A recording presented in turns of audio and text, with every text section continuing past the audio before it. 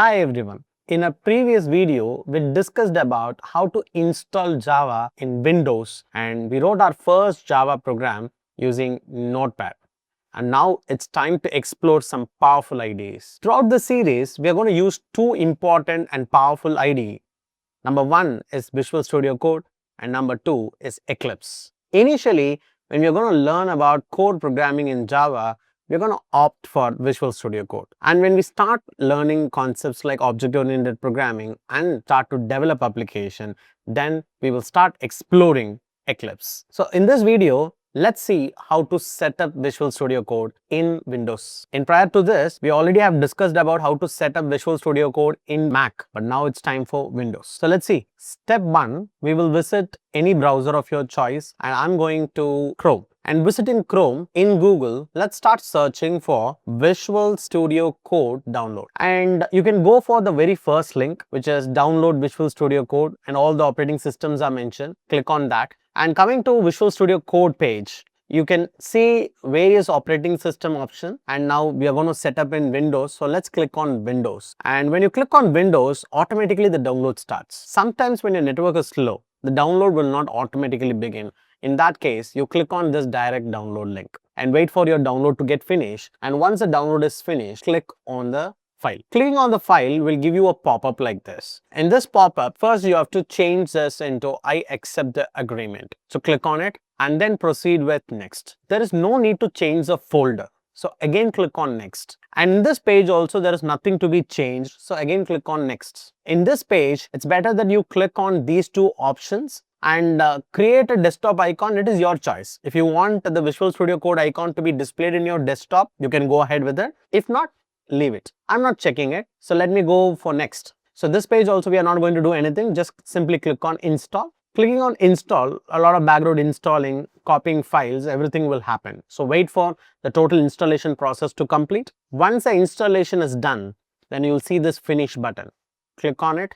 Once you click on the finish button, the VS Code application will automatically open. Now that we have successfully installed Visual Studio Code, now it's time to install some extension and fine-tune few settings which will help us when we start coding. On the left sidebar, on the bottom you see an icon for extension. Click on that icon. Then you see a search bar. And we're going to install 4 different extensions. And the first extension that I'm going to suggest is Extension Pack for Java. So searching for Extension Pack for Java, the very first extension that shows up is what we wanted. And clicking on it, you exactly find the extension pack and just install it. Clicking on install will take some time and the installation will be successful. And now in the later part of the video, I'll explain about the importance of each and every extension that we are installing. Now that we have installed the very first extension, which is Extension Pack for Java, it's time to go for the second extension. The second extension is ErrorLens. So let me type in ErrorLens. The very first extension is what we were looking for. Click on it and just click on install, and it will ask you a pop-up asking for trust publisher and install. Yes, we'll go with that. Yes, the installation is successful. So far we have installed 2 extensions. First one is Extension Pack for Java and the second one is ErrorLens. And the third extension is going to be for theme, and the extension is something called as AYU, AYU. And this is for themes, and these themes are beautiful. So the very first extension is what we were looking for. So click on AYU and then you just simply click on install, then trust publisher and install. Once the installation is done, and it will show you a drop down asking for different options for theme. You can go ahead with any theme which is comfortable for you. Let me go ahead with AYU Duck. So far we are done with 3 extensions. Now coming to the 4th extension, and the 4th extension is for font style. So the extension name is JetBrains space Mono. The very first extension is what we were looking for. Click on it and then click on install, trust publisher and install.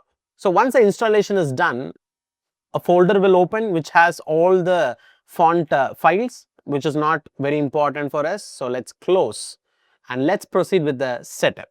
So far we have installed 4 different extensions, starting with Extension Pack for Java, then followed by ErrorLens, then followed by AYU, and the last one is JetBrains Mono. Now apart from this extension, we will also fine tune few settings. The first one is just go in the menu bar, click on File, And when you just see towards the bottom, you see an option called as autosave. Just click on it. When clicking on autosave, it will enable the autosave feature. And the autosave feature is whenever you type any code, it will be automatically saved. You need not to manually save it. So the first one is we have enabled autosave feature. Then the next one is on the left sidebar, in the bottom we find a settings icon. So click on that settings icon and then there is another option called the settings, click on it. In this, the very first option that shows up is the font size. I'm going with 24, which is comfortable for me, and you can select any font size which is going to be comfortable for you. Now, below it, we have an option called as format on save. We're going to enable that.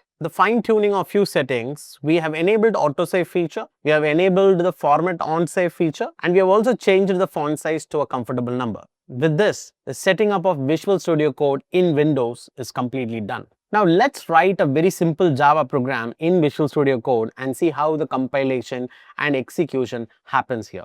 Next, we'll go for File and we will click on Open Folder. And clicking on Open Folder, then let me navigate to Documents. In the Documents folder, let's create a new folder called as Learn Java. Now just click on this folder, then click on Select Folder. Now Visual Studio Code has opened the folder and it will ask you a pop-up for yes, I trust the authors. Yes, click on it. So after opening the folder, now it's time for us to create a file here. Let me click on File and let me go for New Text File.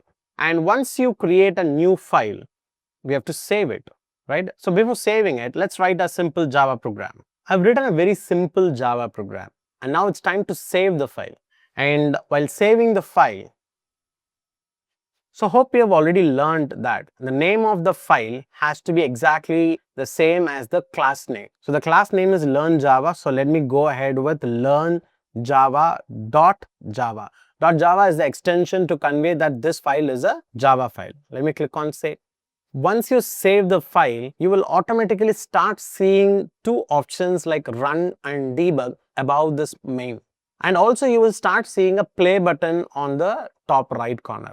And I'll tell you what it is. First, I'll click on this run. When I click on this run Java program, what will happen? Automatically, the compilation and the execution of the program will happen. So we need not to use the comments like what we used in the previous video. Hereafter, it is just going to be like clicking buttons. So you click on this run button, automatically the program will start executing, and hope you can see that there is some error. When you click on this run, if there is any mistake in the Java code that we have written, that will be shown here in the terminal at the bottom section. So there is an error. And what is the error? So let me just close it. And now, first thing is, you saw that run and debug, right? That button is because of the extension that we installed, the extension pack for Java. And that run and debug button was a result of that extension. And now you see there is a red color underline here. And also when you just scroll towards the right side, there is an error message. Usually when you write a Java code and then go for compilation,